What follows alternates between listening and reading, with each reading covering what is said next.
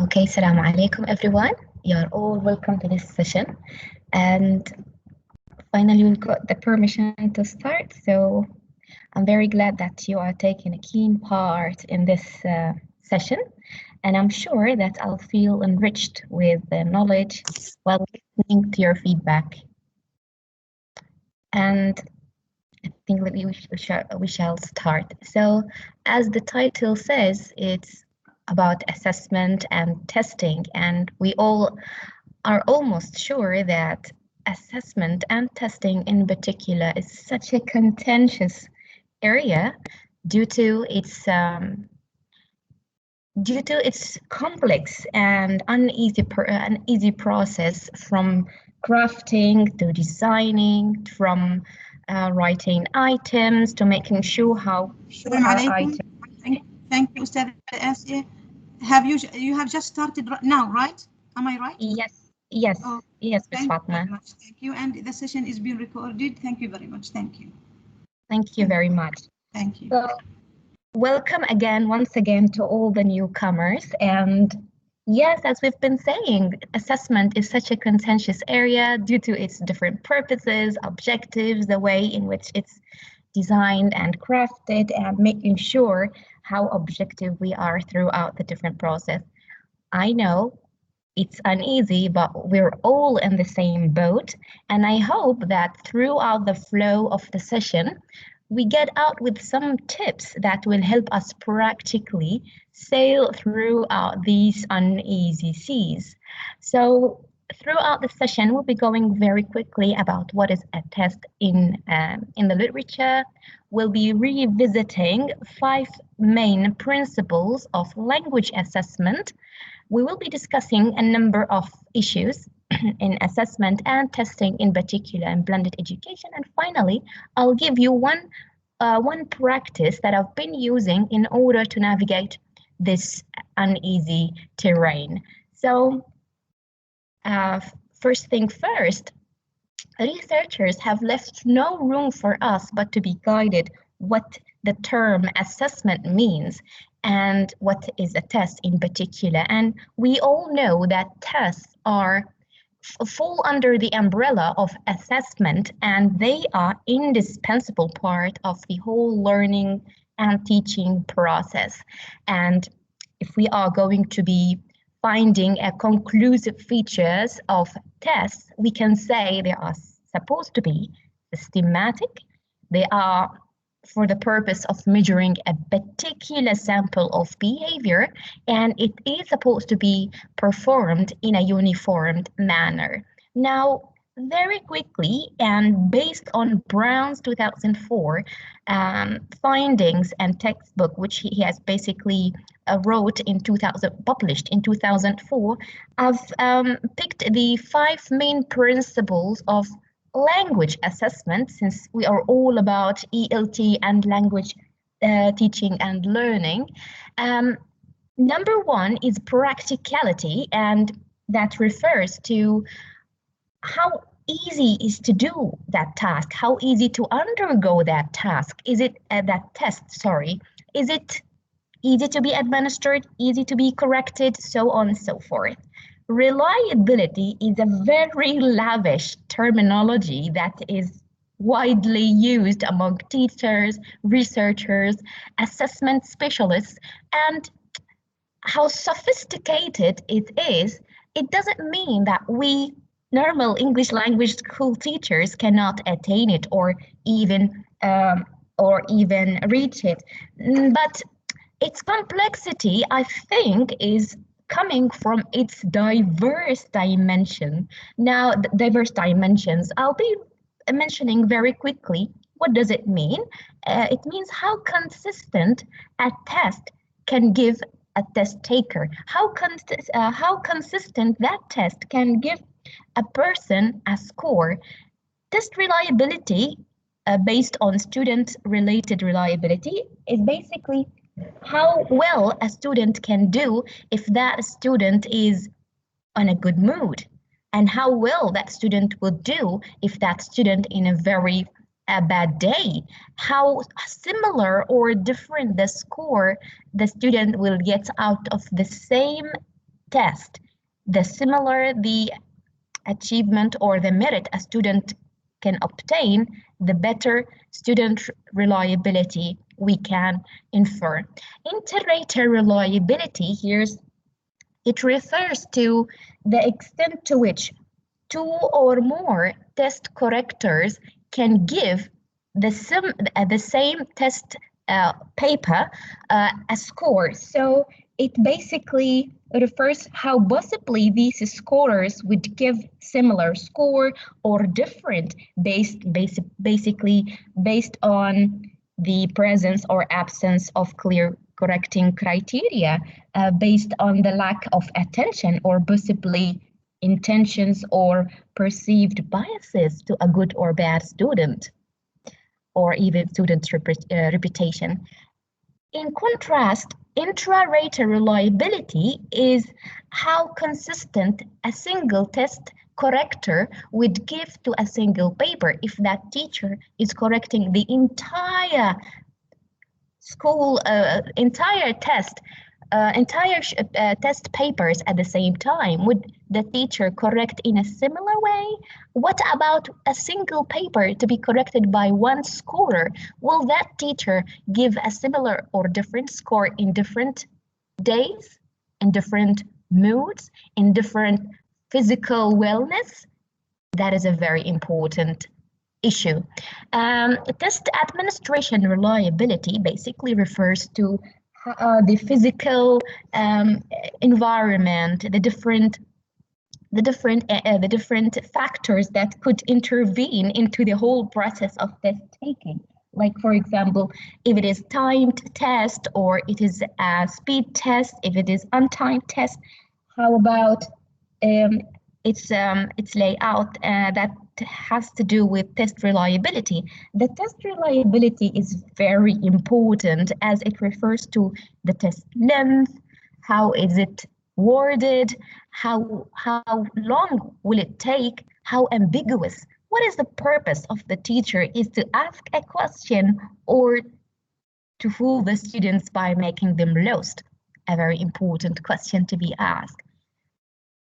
One of the arguably most important factors or principles of language assessment is test validity, and it no doubtly refers to the extent to which inferences made from assessment results are appropriate. As for content validity, it taps into the fact that the content or the context of my test is basically built on the content of the textbook. Like, for example, if students during the course of the semester are learning about tourism, health, and sports, the test should be built around these topics, not about space, because this is what they've been learning in terms of language, and so their skills need to be tested or assessed based on what they've learned. As for criterion-related validity, it's very important, and this highly has to do with the ELT philosophy, the different objectives that are basically put by and allocated to different grade level, and this is what we are supposed to do based on the specifications, so on and so forth. And in other words, is the extent to which an objective has been met. Construct validity is not to be overlooked, of course. And that is why, because the more our test is construct valid, the more comprehensive our assessment is, the more comprehensive and valid our test. What does this mean? Suppose, of course, we are assessing our students' speaking skills, but what are we focusing on while they're speaking? Are we very keen and sensitive to their errors? Are we very keen about their sentence structures, their pronunciation to their utterances? Don't you think that all these three elements mentioned fall under the umbrella of accuracy? What about fluency? What about how smooth our students are talking, even with their errors? So construct means is to assess a particular concept considering all of its dimensions. Like, for example, speaking, we should consider their speaking fluency and accuracy. If we are trying to assess their participation, we need to consider, are we assessing their behavior of showing participation or their affective engagement, in which has to do with the purpose they set to the English language classroom, to their interest in the classroom, or even to their critical thinking about what they're learning, to their critical analysis, to their errors, their cognitive engagement. So participation is not only the observed behavior, but we should look at the three different dimensions of that engagement. Consequential validity comes from the consequences or the decision taken out of a particular test, and that is most obvious with the grade 12 students test, diploma test, which decide which college which students goes or gets enrolled to.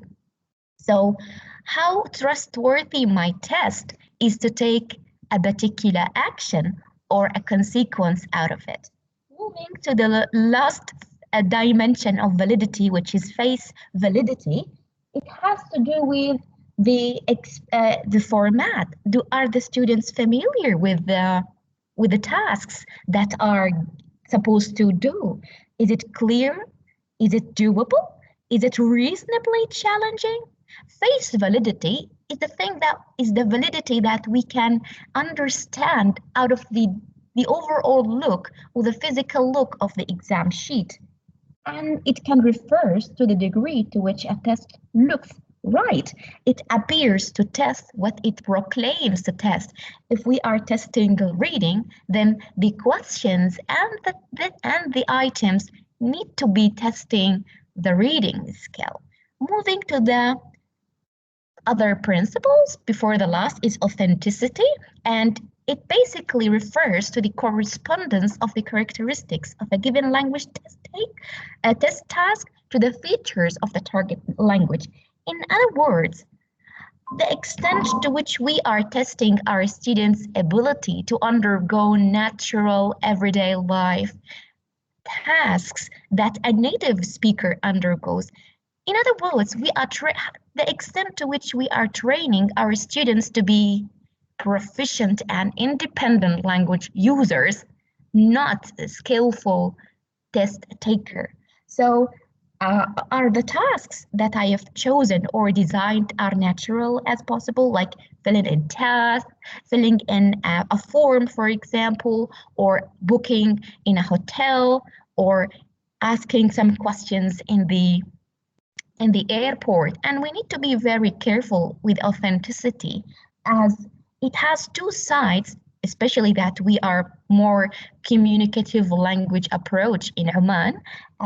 It's situational and interactional authenticity that we need to put in our mind so that we are not producing robotic like speakers language, but instead we want them independent language user in everyday life.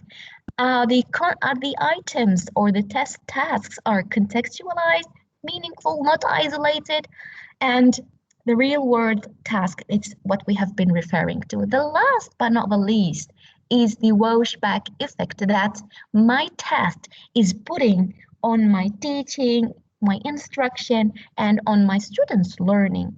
And there are some questions that worth asking at this point. How similar is my teaching during the course of the semester compared to the days before the end of year exams? How different is it? And what effect, what benefit does this put on my lesson plans, on my teaching every day, and on my students? And no matter what the answer is, what we all need to think about is how much do my test contribute to the production of an independent language user? Now, At this point, I'd love to hear from you guys. I would love you to scan this QR code, and I would like you to express what testing issues have you been encountering so far. And for those who cannot scan the QR code, I will be in a minute pasting the Padlet wall link in the chat box so we can enjoy discussion together. We will be brainstorming different issues, and I think we will be focusing on one of them. I have already pasted the Padlet link on the chat box, and now I will be sharing the web browser so that we will be following together your contributions. I think I'll give you a couple of minutes, maybe 3 minutes. Now it's 10:02. By 10:05, I think we will start discussing your contributions.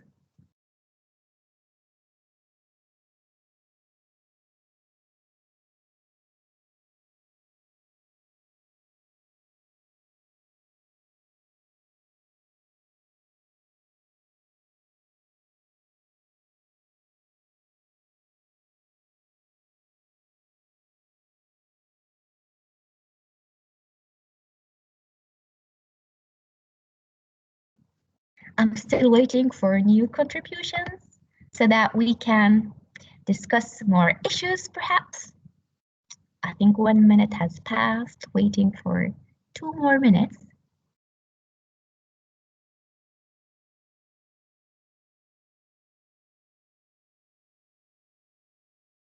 Aha, a new contribution. How can teachers strike a balance between? I'm not sure if a fantastic contribution, but I'm not sure if it is directly relevant to test taking and test design. Yeah.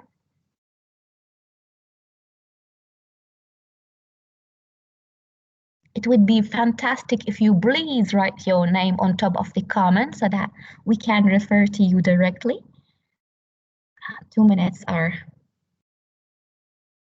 still running.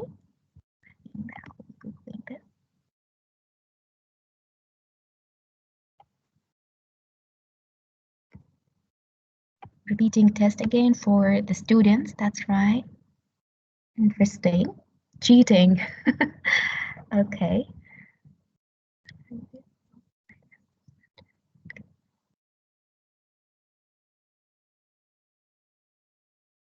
I think I will try to note this contribution by Mr. Abdullah Shamsi so that we can comment on it later.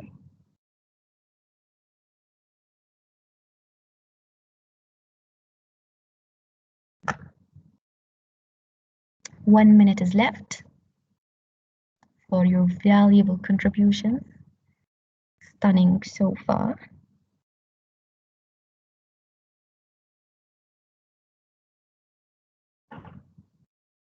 Cheating, yeah, spoke authenticity. Whose are you referring to? Okay, I think the time allocated has passed, but when referring to the very, very recent point, which is authenticity, so what is an authentic task? An authentic task is a real world task that is done every day by a native speaker, like for example, making an order at a restaurant or telephoning someone else, undergoing a particular request or asking for a permission. These are kind of authentic tasks that are done in everyday life by native speakers. It is just like us. Everything that we do every day in our mother tongue, which is Arabic, it is an authentic thing. All what we need to do is to matter what we do in our mother tongue into ELT. Now, I'll stop sharing this screen and go back to the presentation in which I have seen a repetition of a certain issue, which is in a blended education, multiple test versions, and more than one test. Parallelism is an issue, of course. Okay, and this is what I will be sharing as a resolution from my part, and we'll see later. Now, in blended education, this year, the exceptional year, required teachers to make their tests, to design the test. There are multiple test versions, and guess what? We are all teachers aware of the different principles and the different characteristics and features of all what a test has to have. And this needs us to ask this question: to what extent we teachers are ready to adhere to what we know, to adhere to all what we believe about testing in terms of test types, test crafting, specification, grading system, principles, so on and so forth. Sometimes we know so much, but it is not as easy to know as easy to do it in real practice. The extent to which experts can agree on the items of the test that I've created. What about the scoring system that I've opted for? Are my tests that I, as a teacher, create objective enough? Do they test my students in a uniform and fair manner? And how systematically we can help each other meet all the different test principles, the specifications, as well as everything that we know about tests. Now, I was lucky, honestly, to use this readability test tool. It basically uses an FKR statistical analysis to tell me, the teacher, how easy to understand this text, how this passage is difficult, and it corresponds to which grade level. And yes, it is an international tool, and it refers to average international grade levels, but guess what? It basically helps me as a teacher to design two exactly parallel in level and at level of difficulty two tests. At least I'm satisfied. But there is a note that we need to think about. Does the FKR test matches the level of my students? This is a very important question, and it is a concern of all teachers who are making their own tests. Now, this is what I have done just to make sure that I'm not challenging my students unreasonably, that I'm not trying to fool my students, but to help them learn and to help them be assessed in a very objective manner. Now, this is an end of year exam, that is 2018-2019, grade 11. And I have taken this PDF format of this test, and I've copied the reading passage. And there it shows. It corresponds to grade level students, which means this tool is almost there. This tool is handy during this exceptional time, very quick and easy to use. And therefore, I honestly used this machine or this website basically to help me make sure that my tests are not at all difficult to my students' grade level. Am I testing grade 11 students? Yes, I am still around the average level of grade 11 students. There is another question that can be asked at this point. What if my grade 11 students are arguably lower than they are supposed to be? They are weaker than average grade 11 student? Well, I don't find it an issue.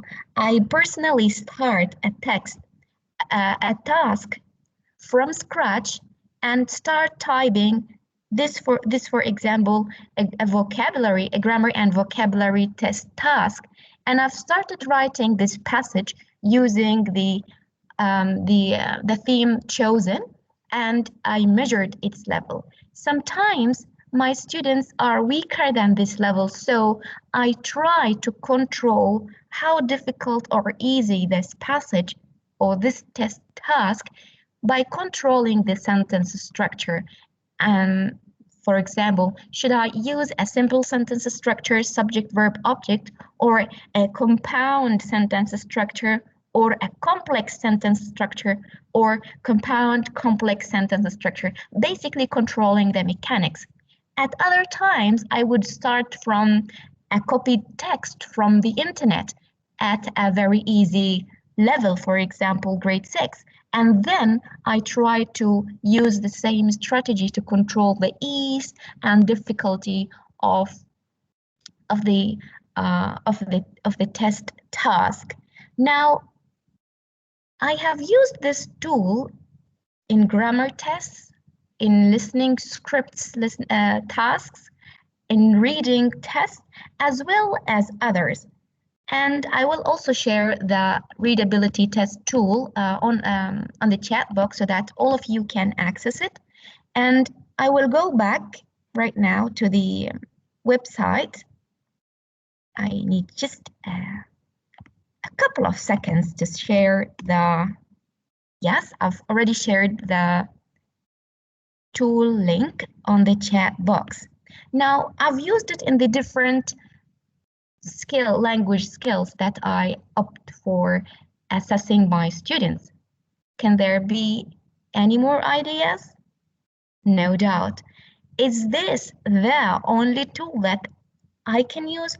Of course there are more, and there are even more advanced ones which analyzes the text in which word is more repeated, what percentage easy or most common words are used, what is the percentage of difficult or academic word list is used. Is this the only scientific way to assess my tests? Of course not. This is just at the stage of pre-testing level. Now, post-testing, there are so many more advanced ones like the SPSS, the statistical analysis, most famous software in which we can use to analyze the ease, the difficulty through assessing their reliability, Cohen's alpha coefficient. Now, I think this one will take me back to the Padlet contribution by Mr. Abdullah Shamsi, which is the extent to which online tests can reflect all these fancy features of assessment like validity and reliability. And here is a question that's worth asking at this point. Is testing, with all what it means, the best way to assess our students during the pandemic? Shouldn't we shift our paradigm to other approaches, such as authentic assessment? Are there any more issues? Of course there are, but until now, I think I should say thank you so far for listening to me. Now I would love to hear from you, your feedback, comments, or if you would like to go back to the Padlet so that we can start discussion from there. Thank you very much. The floor is yours, my audience.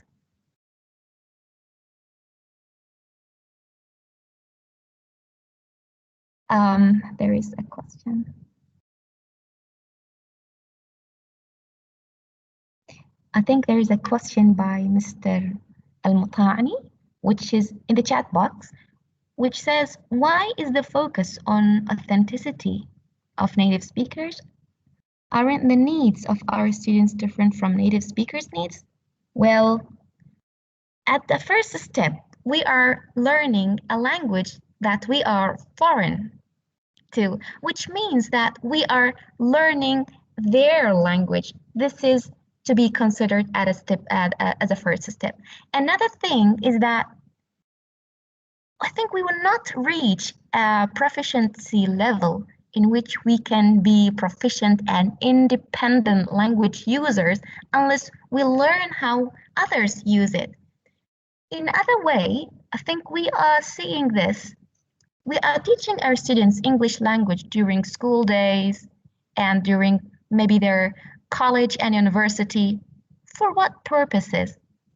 This is another point that needs to be considered. Now, what if our students are planning to learn abroad? Shouldn't we learn the language based on what they use it for? And don't you think that we are learning this language to bridge the gap between our cultural uses and cultural needs with all this globalization, the growth of information, and science domination? I'm not sure if I answered your question or maybe raised more inquiries, but I think these are all points that we need to think about. I think we are at the mission of training students to be independent users. We give them we aid them with essential tools and we let them sail and voyage the way they need and like, of course. Yes, yes, Mr. Ahmed. Can you hear me? Yes, clearly. Good. First of all, very good presentation. I enjoyed it. Um, you know, when you're talking about the authenticity of native speakers, how many students are going to be exposed actually to that kind of environment? Okay, shouldn't we focus more on the needs of our local students than focusing on the very small percentage of the students who will have a chance to go abroad and learn English in a second language environment? Thank you very much for your contribution. I think I've commented earlier, but I think that I'll stress on 2 points. Our students do not need to go abroad to use the language as native speakers use it because their teachers and professors in colleges are native speakers sometimes. And it's not basically how native speakers use the language, but the context. I was talking about the context, which is the tasks, like, for example, ordering from a restaurant, booking a flight in a hotel, so on so forth, so that the students doesn't feel awkward. Now, I honestly been in this situation when I was younger at age, when I was literally applying what some tasks I've learned, basically pre-prepared dialogues in the textbook, and I've used it maybe in the hospital, and I was frequently looked at. So this is what I was talking about. I hope that I've tapped into the point that you were mentioning. Are there any more points that you would like to discuss? No, I mean, I get your point, but the whole idea of focusing on native speakers seem to be a very kind of overemphasized idea that we should be very careful when we address it. Um, like speaking from a student who learned the language in school, I don't think that I have been exposed The to a voice lot is of gone. I'm not sure situations. if there Can you is hear any me? problem. Can you hear me?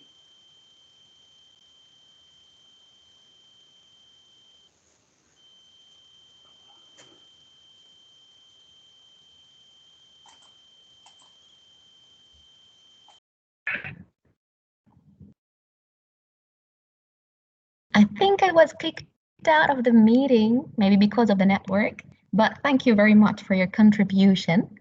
Um, yes, I'm not sure if we should stop or not, but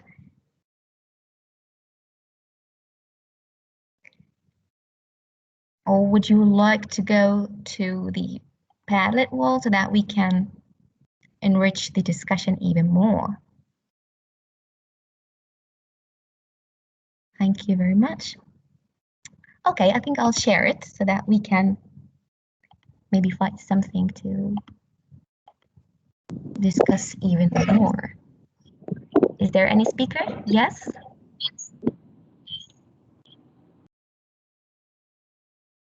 Yes, anyone would like to comment or maybe give feedback?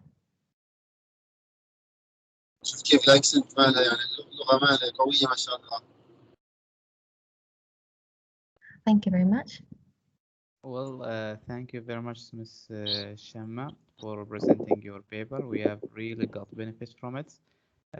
We want to ask the participants if anything to add, anything to ask. Just a very quick, piece of advice, if you allow me.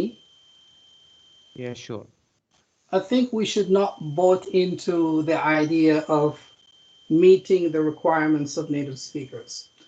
Majority of our students will not get a chance to go and expose to native speakers.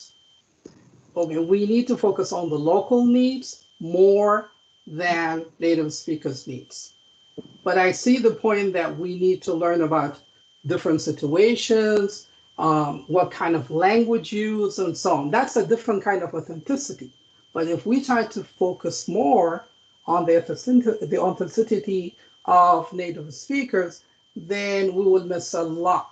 And there will be a gap between the local needs, okay, and what the students actually need to learn, and actually what they're trying to catch up in terms of meeting the requirements of being a native speaker. Thank you very much, Mr. Ahmed. اي ما قديمه. Thank you very much, Mr. Ahmed. I would like to assert on a couple of points. You are right, and I highly buy into what you've said. And this is another confirmation. I've mentioned that there are two types or dimensions of authenticity, which is situational and interactional. And it is basically not the central point of the whole talk because it is only 1/5 of all the other different principles that are mentioned. Maybe we are being sensitive to some points that are maybe wrongly discussed in different situations, but what I've mentioned are 5 principles, and you're making so much focus on it, but highly appreciated. No, I'm not trying to focus on that point, if you allow me. All what I'm trying to say is that I'm not talking about you, I'm talking about it in general. I've noticed this trend nowadays where people are trying to focus on native speakers' needs more than the local needs. And I'm just trying to address it. I'm not trying to accuse you of doing so, but I'm just saying that this is a common trend nowadays.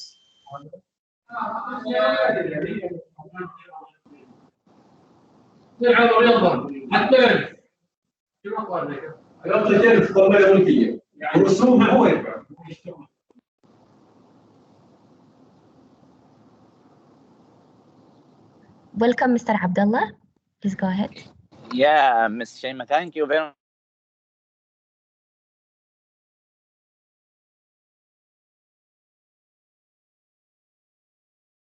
Challenging issue actually nowadays because of the shifting to online learning as well, on blended learning, of course. And I just would like to comment on Mr. Ahmed ideas regarding, meeting the native speakers kind of, needs and requirements. Actually, I don't know if we are really teaching our students to just go abroad and speak to native speakers. No, I think that we are, learning the language, and we look at the native speakers as a benchmark for our students, the user of the language. We want them to be like a native speakers, but not to meet the native speaker, needs.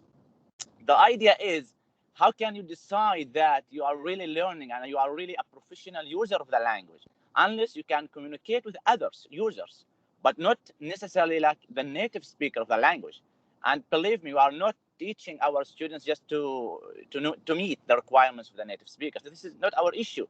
There are a lot of purposes of learning the language, English language, I mean, a lot of purposes. And one of these, like, you know, to getting a good job, for example, and to cope with the international, you know, world. Like a lot of things is happening around us, but not necessarily to speak with the native speakers. But if you cannot really speak with the native speaker, then you are not using the language. Maybe we are going to, you know, invent another language, like I don't know what we call it, but if it is the English language, then we need to look at the culture also of the language itself, but not to meet the requirements of the native language or the native speakers. Okay, well, this is what I think.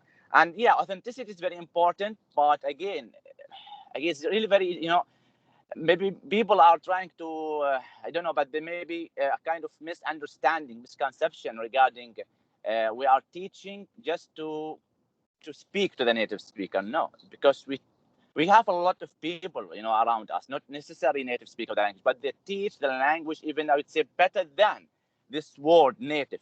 And we need to define also native. What do we mean by native user of the language? Because, you know, English language is now is widely, you know, used, internationally is used and recognized, but not necessarily like native speaker. And sometimes even the native speaker themselves, they have different dialects, you know, different you know, language as well.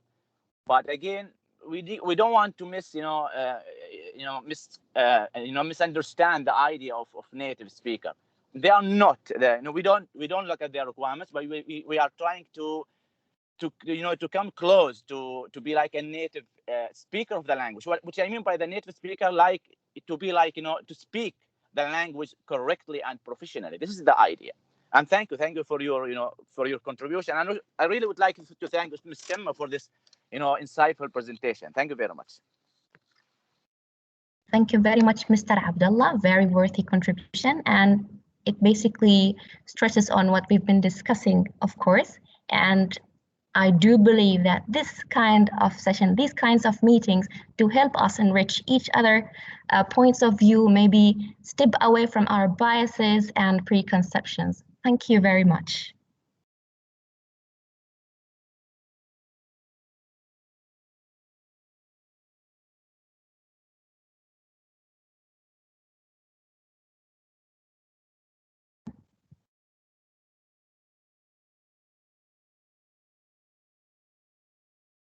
Anything to add before we leave? I think it's going to cut the connection because it already went less than a minute is left for the meeting. Okay, Ms. Shema, thank you very much. Thank you very much.